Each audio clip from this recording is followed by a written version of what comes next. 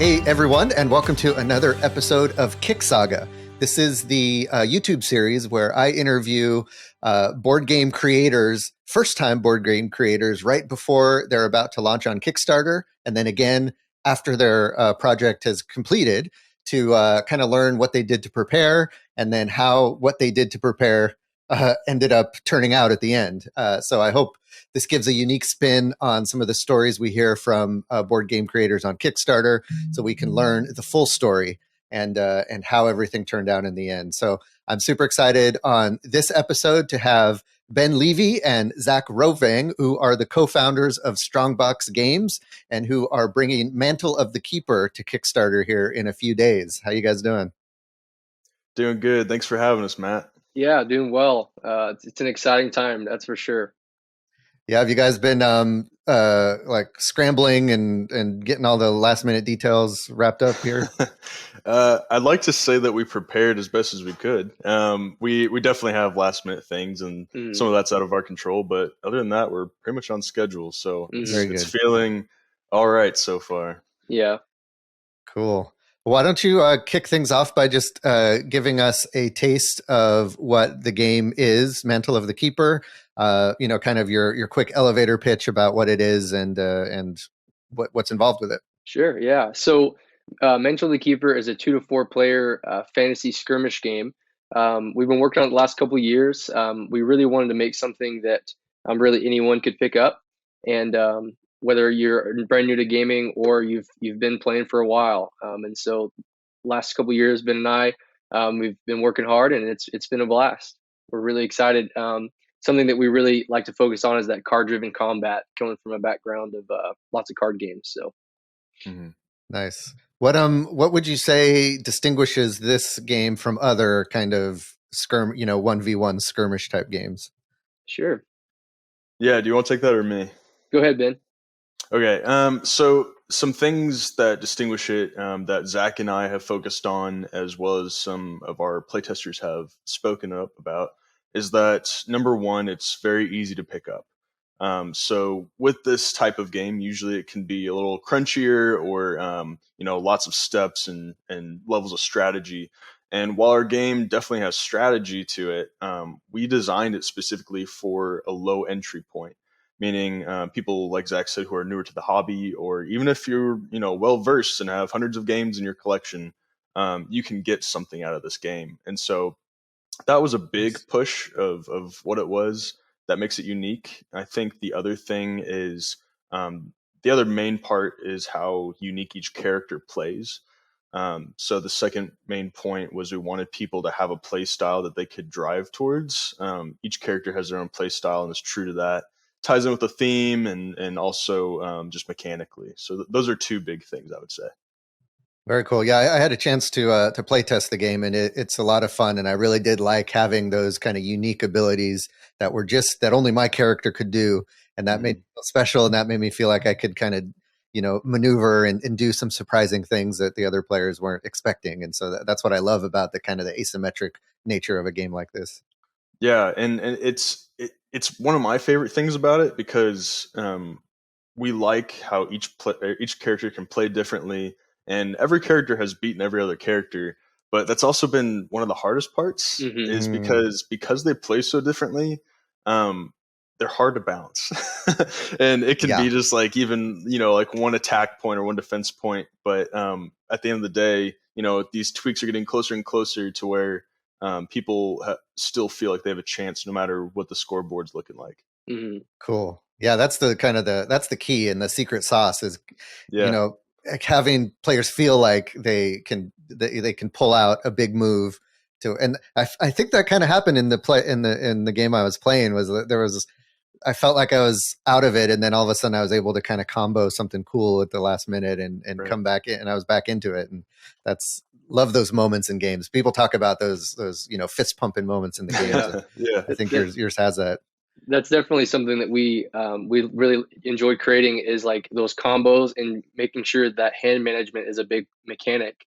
And as you start to play more and more, you kind of fine tune your play style, and then you really know, like, okay, I need to have this in my hand to really do exactly what you just said, of like, this is going to be like a really cool comeback. So right. And honestly, I think part of it that drove us to having that feeling you're talking about of like you can come back was we had a pretty rough play test at BGG fall Mm. this last year, or this year, I guess, back in November.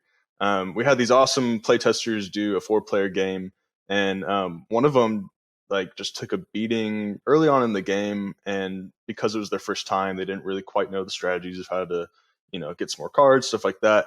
But they just kind of disengaged. It was very easy to see that they were like, "Yep, I'm out of it." And I kind of stopped afterwards and like, how did you feel about this? And they're like, well, I didn't feel like I had a chance the last 10 minutes. And we're like, man, that we don't want that feeling. It's so Right. part of it when we were going for is like you need to develop these strategies, but we also wanted to balance that with um, basically olive branches of you can come back this way. There's not going to be a runaway leader because we definitely didn't want that to be the case with our game. Totally. Cool. Well, let's let's kind of go back to the beginning and talk about, the genesis of this game and the where the idea came from. Actually, before we do that, how do you guys know each other? How'd you get together? I found him on Fiverr. No, I'm just kidding. No, but Ben and I have actually known each other since the second grade. We've Oh, been nice. best friends since this. I mean, I always tell people the second grade, but really, truly, best friends since like the sixth grade. So And cool. so we've gone through a lot of stages of life together, and and now we're doing the game together. It's been a blast. Yeah. So where'd the idea for the game come from? Who's kind of who did it come from? One of you or both of you? How'd that start? Sure. So we were playing a ton of games together, and we really loved this game called Star Wars Epic Duels. And I was like, man, I love this concept. I love how it plays. And anyway, so life went on. We played that game a lot. Then one night I had a dream. I woke up at like 2 in the morning, and I had all these ideas for a board game. And I was like, man, this is really cool. And it kind of was in that same vein of like the skirmish games, along with some of the games we liked. And so I thought about it for a few days. That night I woke my wife up and said, "Hey, I got this idea." And so I hit up Ben and then one of our other friends named Eric, and we decided to make the game together. Cool. Yeah. Yeah. So I receiving that text. This was right when I was graduating college in 2020, and things were going crazy with COVID and all that. And so I got this text from Zach, and he's like, "Hey, I had this idea for a board game, and do you want to do this?" And I'm getting with Eric to see if we want to do something together. And I was thinking about it. I mean, I didn't have anything else to do. I was waiting for my job to, allow us to come to the office and actually start working. And so I was like, "Why not?" And I was like, "How hard could it be? It's just a board game." And Yeah. so that Right. began. I think we got the first slap of reality when we joined that backer kit seminar Yeah. really Oh, early on because they had the creator from or the owner of XYZ Game Labs, and he was doing a seminar on Arch Ravels and how it came to be. And I thought it was hilarious because we had no idea about Kickstarter or creating a community. I wasn't even thinking about that, and Hmm. mm, I wrote down a big note. I think I still have it somewhere. That was like, you need to build hype before you launch, not Yeah. after. I was like, oh, okay, Oh, sure. yeah. Makes sense. But it's been a long journey of 2 years since that point. So Hmm. cool. So it sounds like the idea from the start was to kind of create it on your own and Mhm. put it out in the world on your own. Did you ever consider just pitching it to publishers or going that route? Yeah, yeah, we talked about it. So, like Zach mentioned, we had a third partner at a time named Eric, and we had started generating these ideas together. And we had talked about like once we kind of understood how much work this takes and how much of an investment, it was a discussion. But I think pretty quickly after that, we just decided this is how we want to go about it. Hmm. For better or worse. So. Yeah. And I think one of the bigger drives in that decision was like just having the creative freedom to do it how we wanted to. You Mhm. hear about Right. so many companies who are like, oh, I had this idea, I wanted it to be this theme, and then they get someone buys the licensing for it, and then they like just completely switch it up. Which is there's no problem with that, but Mhm. this is something that we really love, and we really like fantasy stuff, and we wanted to see it how we envision it in our mind, and so that was definitely that's been our experience so far. We've been able to do that. It's been great. Right. There seems to be some unique, interesting lore behind this game. Where did that come from, and how long did that take to develop? Go ahead, Oh Zach. boy, yeah. So this has been a really fun one.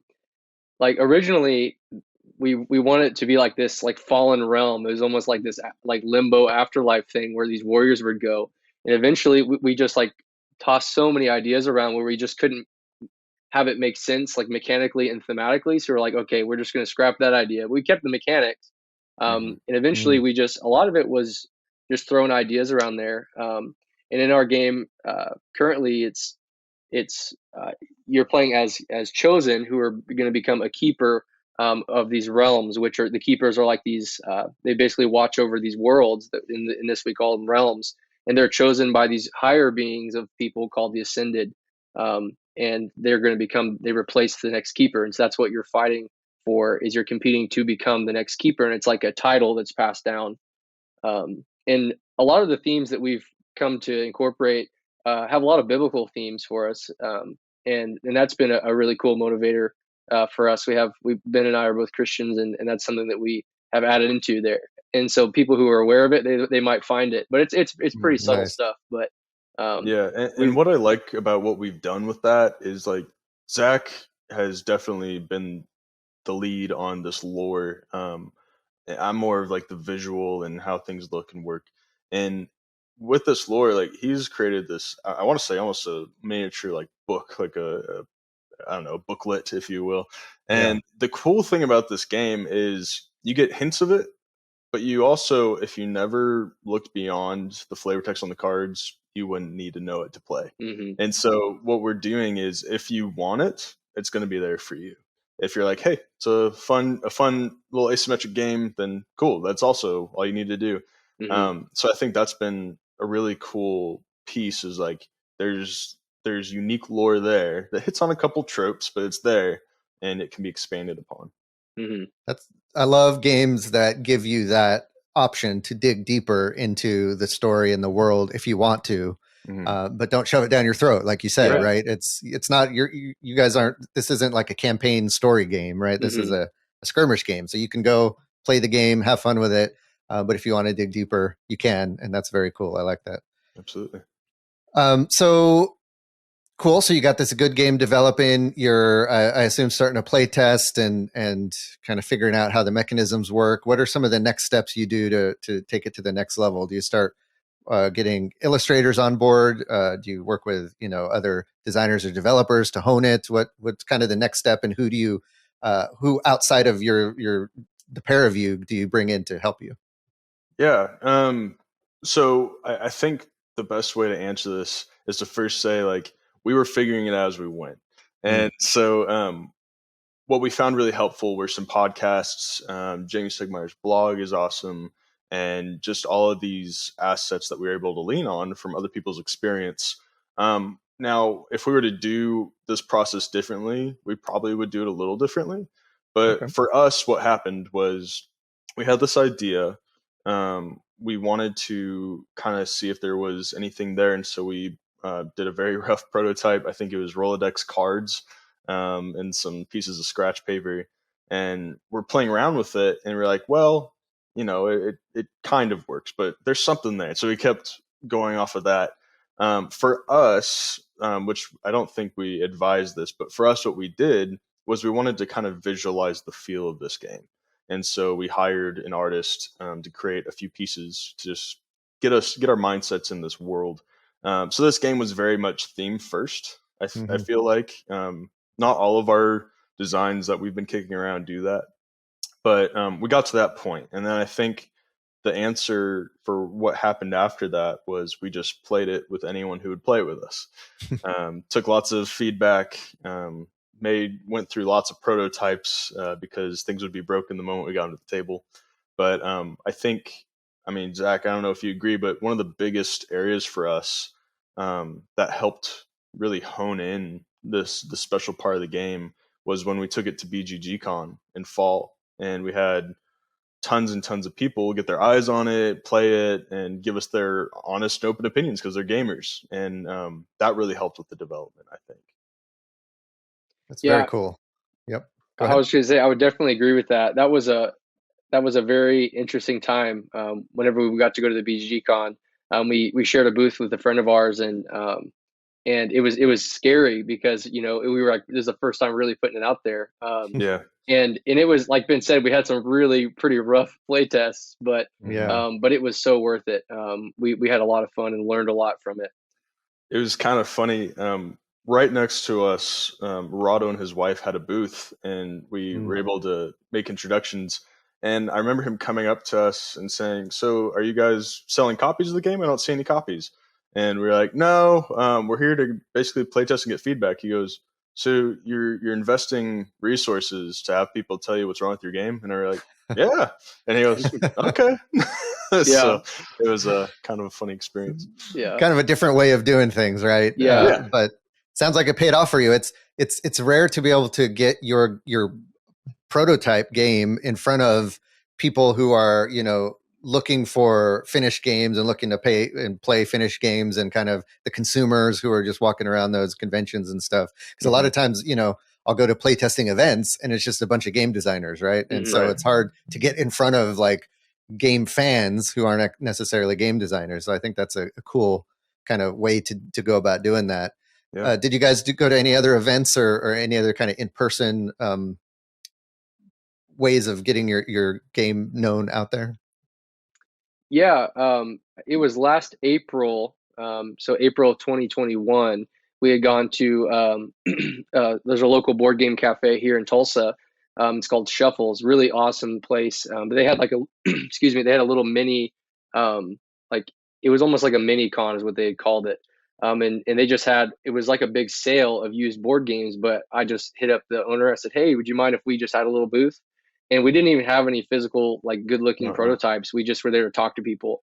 And that Yep. was like the really big, that was a huge motivator for us because it was like the first time we put the idea in front of people, and people were very responsive of it. That was a really cool thing.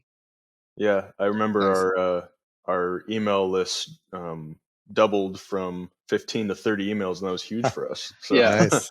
yeah, Yeah, very cool. For people to willingly give you their email to learn more about your game is a win in itself, I think. oh yeah, absolutely. Cool. So going back to the illustrations and stuff, where did you find the illustrator and that one that you got, like the couple uh, tests you wanted to get an idea of what this was going to look like? Is that still the person you're working with now?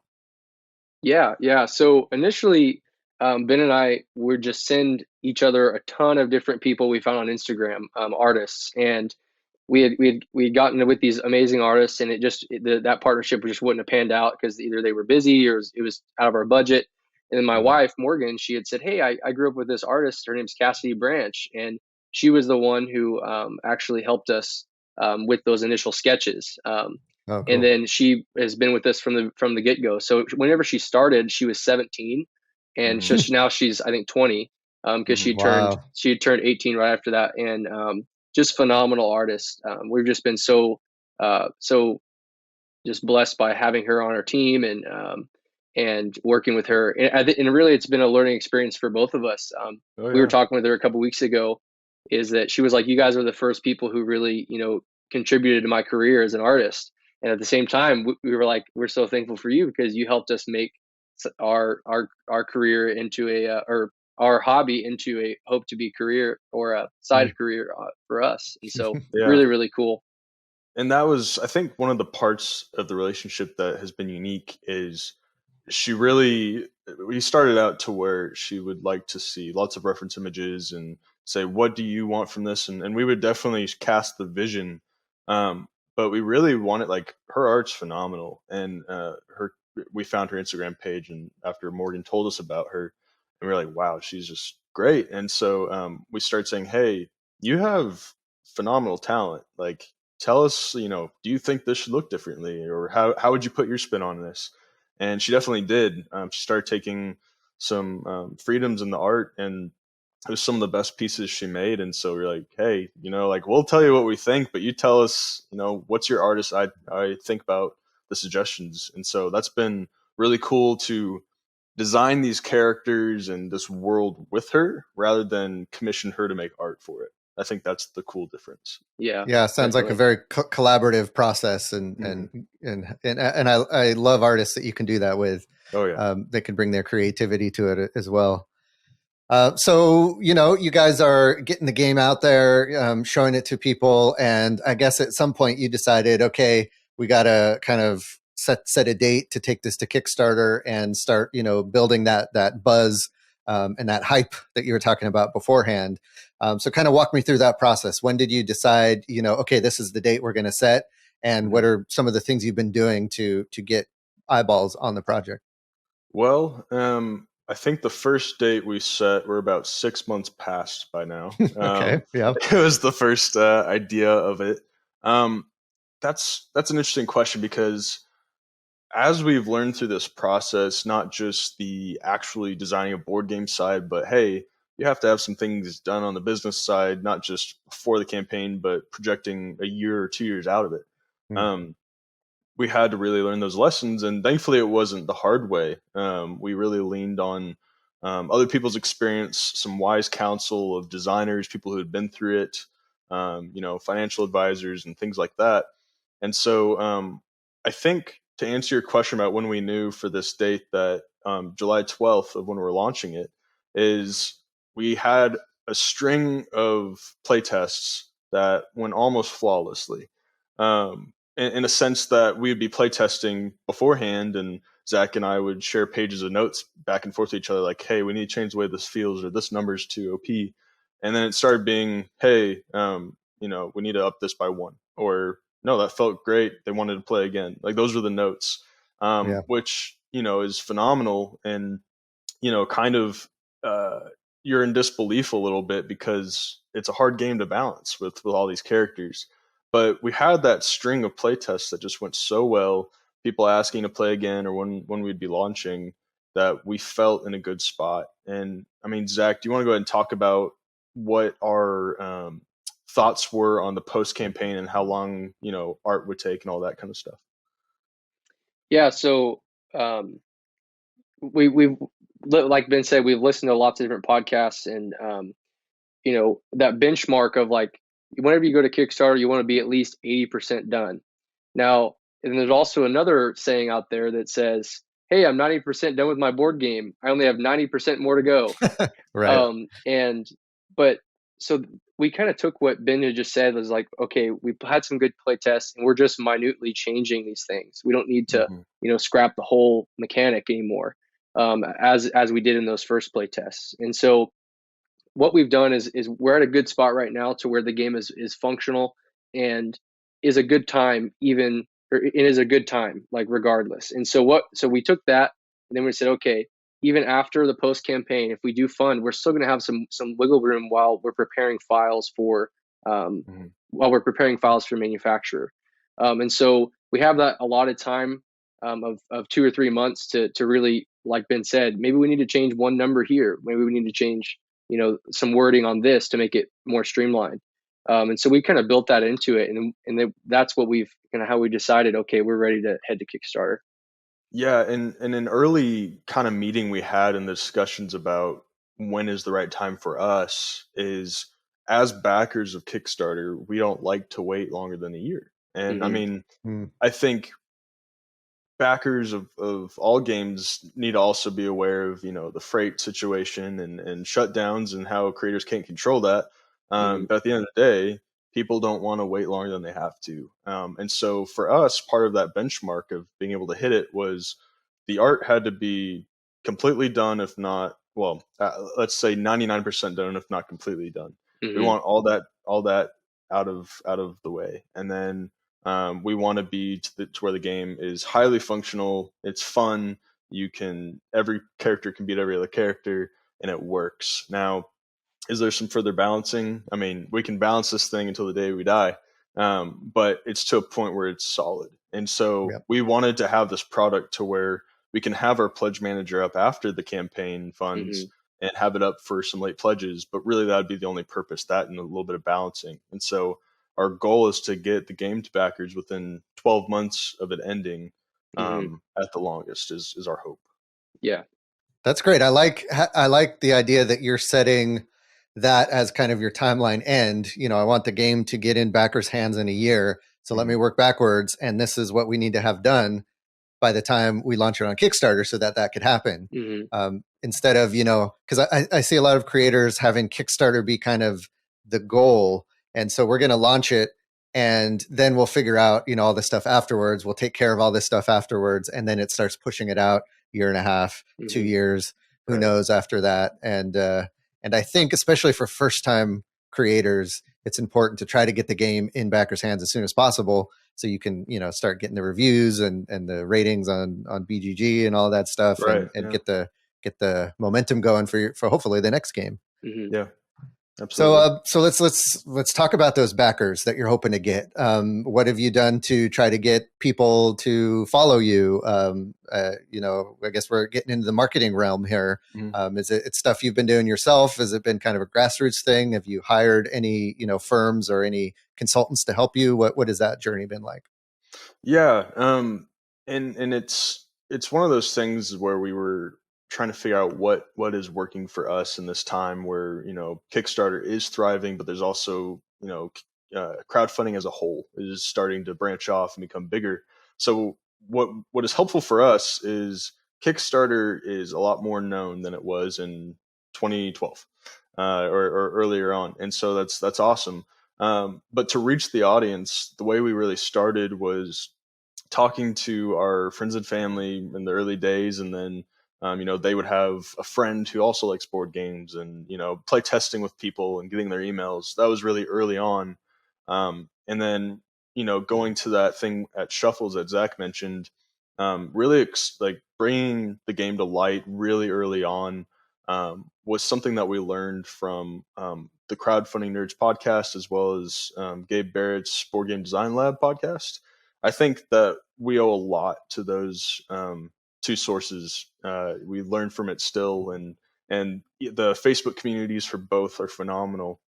But what they had always advised is, don't be afraid to show the ugly stuff, the pencil drawings or the things that may never ever come to be. And so I guess our marketing was, hey, join us in this process. You help us figure out, what does this cover look like? Here's 3 sketches from our artist. What do you guys think? And so leaning on our Facebook community or, taking risks and going into a design, board game design group and saying, hey guys, first time I've done this, but here's some covers. What do you think? And having all sorts of feedback and all that. But I think one thing that Zach and I have constantly done is not be afraid to talk to people about our game. Not in a way that's, hey, you have to buy this game, but more like we are enjoyers of board games. We're taking on this task. Here's some stuff about it and tell us about yours. And that's kind of been our experience with you, Matt, was we connected and we're just talking board games. But aside from the organic stuff, we have hired Next Level Web, who has been helping us with our online Facebook marketing. So for those who don't know, essentially what this company does is we met with them and shared what our game was about. They took us on as a client and they help manage our Facebook and Instagram ads to target the right market. And that has done tremendous things for our email list. So I highly recommend if you were able to, that's along with organic marketing, that's very helpful. So the ads are funneling folks to, I guess, a landing page or something, and then just asking them to provide their email address to follow along. Yeah, exactly. Yeah. And that's their funnel that they've helped us understand to create, is basically getting intrigue from the right people. And then, like you said at the beginning of this podcast, like earning the rights to communicate with someone further by them giving us their email. That's what our landing page is all about. And then something that we haven't covered on this show before, but I'd love to hear from you guys. What happens once you do get them on your email list? Are you sending them news, emails every week, every month? What are you sharing with those people who have given you their email? Yeah, so we've used a service that's, if you're building an email list, highly recommend it. It's called MailChimp. you can have up to 2,000 emails as an audience for free. And there's no charge at all. And it's a really, really intuitive platform and system. And you build your emails through there. But so once we get their email, it automatically sends them a welcome email that you set up through MailChimp. And that just gives them a little bit of information about Ben and I and about Strongbox games. And then over the last year and a half or so, originally I was just doing one email per month. So just a quick update of like, hey, this is what's been going on. Here's some pictures. As always, more pictures, the better. So here's some pictures. This is what we've been doing. And then as we've gotten closer to our Kickstarter, I've been doing about two a month. And then sometimes I'll throw in maybe a third in there. But here these next couple weeks before launch, I'll probably be doing a couple more. And so I'll probably be doing about 3 a week. Just nice. Updating people. That sounds good. Right.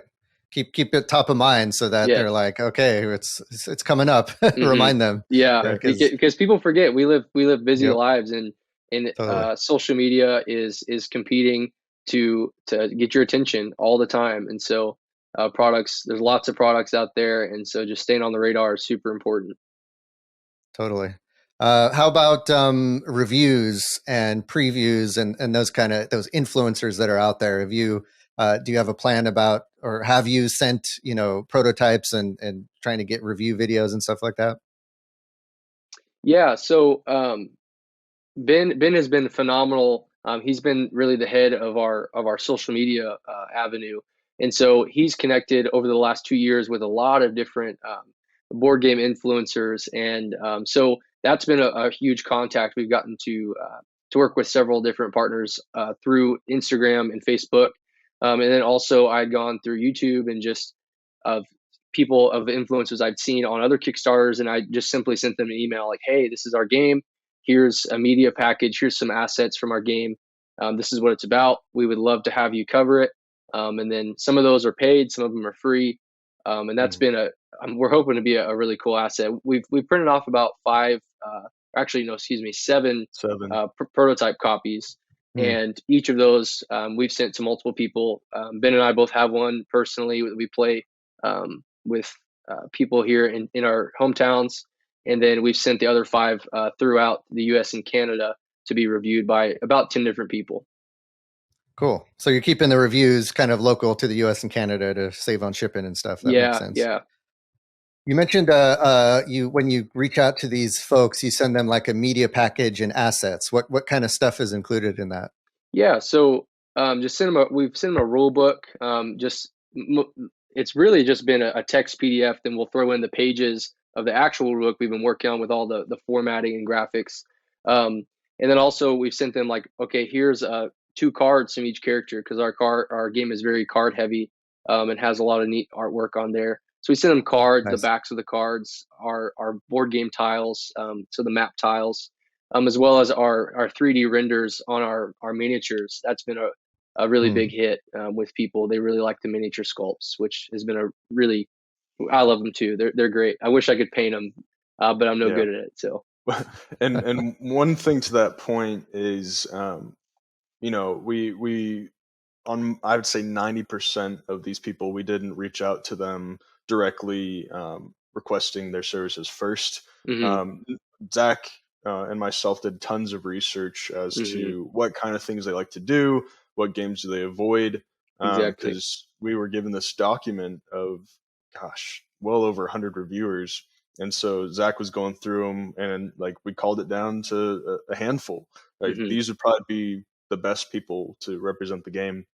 But for the people that I had reached out to over the past couple of years for, more social media focused reviews, those people, we've just had these constant conversations, and I would be a fan of their content, say, hey, I got this game because you said such a good review and love it. And they would be following our page and say, oh, this art's awesome. So it was really, I would say, more of a warm kind of call when we reached out to them and said, hey, we're ready to this point. They've been following us along this journey, so they know the progression. So that's helped a lot. Yeah, man, make these influencers and reviewers fans and followers, right? And and get to know them. That's great. And I think a lot of folks, wait until they're getting ready to launch their game to reach out to these folks, and it's a very transactional relationship. But I think if you can, establish a relationship with them early, it'll come through in the review probably as well. They'll be more willing to give it a shot, and they'll be more willing to share it. And I think that's a great that's great advice, and that should work out well. Okay, so let's go. We're getting the game ready. We're getting it up on Kickstarter. What approach have you taken with the Kickstarter page? What has been your approach to kind of the order that you're putting the information on it, what you're including on the Kickstarter page, text versus images, all that stuff? Kind of walk me through your philosophy on putting together that very important Kickstarter page. Yeah. First and foremost, we've definitely got the services of a graphic designer who is far better at that stuff than Zach and I.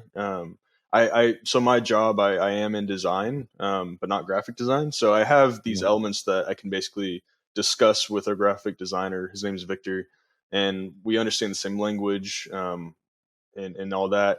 But he's been really great to help us with some research and order of elements, and say, hey, I think we need these assets. Can you reach out to the artist to get these? So that's been helpful. Nice. I think one of the biggest things was that Zach and I, between the two of us, have backed a lot of Kickstarters. I think we're over 70 combined at this point. Yeah, it's close to that. Whenever we started diving into this 2 years ago, we would just be taking screenshots and sending them to one another, like, hey, this page caught my eye, and like, let's figure out why. I think one of the biggest things is that the less text that you can put up there, the best, because people don't really like to read, even if they're interested in it. If they see a wall of text, they're going to scroll. And so for us, we're trying to make the campaign page a story that is intriguing and your eye wants to go down and read that information. And if it needs to be text, it's going to be straight to the point, not a whole paragraph. And so really, I think we've learned a lot from other pages. A couple in particular really influenced us, and really that's where we started finding the order. If people see, a lot of Kickstarters, you'll kind of see there's a general order to the information, or at the very least, you have to include these items, or people are going to be asking for them. Right. So that's really where we've started from and are progressing through. Cool. Yep. Sounds like a good way to do it. And, just kind of learn from what's been successful before. You don't need to reinvent the wheel on this stuff necessarily. And right. Especially if it's your first time, right? You kind of have to give people something that's familiar when they land on your page, so they're more comfortable with what you have, instead of, trying to get too creative or too outside of the box. Right. So, with all this, build up and getting building relationships and stuff like that, let's dig into the numbers a little bit. I always like to see kind of where people are sitting with their follower count before they launch on Kickstarter. So if you guys wouldn't mind sharing, how many folks you have following you on your Kickstarter pre-launch page and your major social media accounts and on your email list. Sure. We both kind of have a pulse on this, but I looked recently, and so for the Kickstarter pre-launch page, that's one of the lessons that we've kind of taken into account for our next time. We believe we put that out a little bit later than we should have, but it's been out for about 2 weeks, and we have 140, I think, 7 people that have followed it. But we just started this campaign kind of giveaway to help boost those numbers, as well as we've created some videos that we're going to be posting on our socials and sending to friends and family and other people that have been interested to drive some traffic, as well as the Next Level Web company I mentioned. We're starting to drive some of the traffic instead of the landing page to the pre-launch page. Cool. So over the next 2 weeks, that number is going to go up. For our Facebook page, we're well over 280 followers and likes. For the group, though, where the majority of that kind of interaction and behind the scenes work happens, I believe we just passed 200, and I think we're right next to 250 Nice. members. Yeah, pretty close to And that. lots of those people have been either fellow designers or people that we've interacted with and played the game with. And so it's a really rich community that likes to engage. I mean, it blows Yeah. my mind because we're, again, first timers and they're willing to talk to us about it. And Nice. Instagram is pretty much around that same number. I think it's around 300 or so. Nice. And then emails? Yes. Actually, do you have that up, Zach? Or a Yeah, recent number of it? yeah. I think we have about 200, or excuse me, about 890 emails, somewhere around that. Is Nice. it between 880 and 900, somewhere around that. Yeah. We're on track Very to good. hit right around 1,000 before launch. Mm-hmm. Very cool. How you guys feeling about that? You feel like you got the numbers to get this over the finish line? What do you think, Zach? I think so. Yes, I do.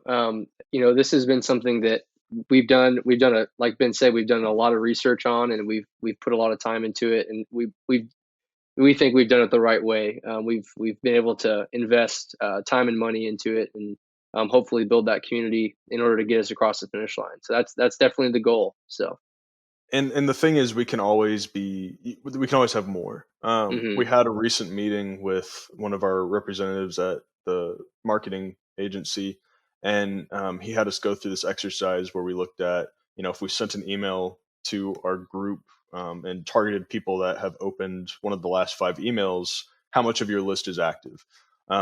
And it shocked us that 100% of our list has read one of the last 5 emails. Nice. And so that was one of the lessons that we were slightly discouraged of, hearing about all these people who have 3,000 plus emails on their email list. You're like, man, what are we doing? And what we came to find is, part of what is intriguing about our game is also what's, hard to market, is that we're going in that fantasy theme, and there's definitely some familiar tropes. And so if we're targeting people that like, let's say, a fantasy franchise, and well, there's 200 other projects that are targeting those people, so the cost for getting in front of those people is competitive. And so that has been interesting to find, because that was kind of the opposite of what we thought was going to happen.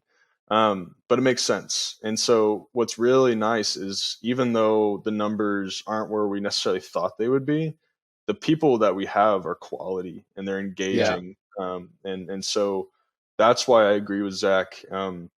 We've had so many great interactions of people we've never met before, who are just like, I've been following this for X number of months, and we're like, wow, that's awesome. Thanks for reaching out. And so I think anything can happen with Kickstarter, but we're confident that we have created this product that we believe is going to be quality and can appeal to people in a way that other games in this genre haven't. And so we're hoping that people see that through our marketing efforts, organic efforts, and eventually on Kickstarter. Yeah. Great. Well, I think that's a perfect place to end it. We've ran out of time, but I think we covered all the bases there. If folks are intrigued and want to follow along, what's the best place for them to go to do so? Yeah, so if they want some updates, they can always join our email list, which I'll give you a link to that. One of the greatest ways that we interact with our community is our Facebook group. All you have to do is answer a couple questions and you're in, and you'll be seeing lots of exclusive content. And then we also have a pre-launch page up to where you can go follow and get notified of when Mantle the Keeper launches. Cool. And we'll have links to all of those below this video, so you can check that out and follow along and cheer these guys on.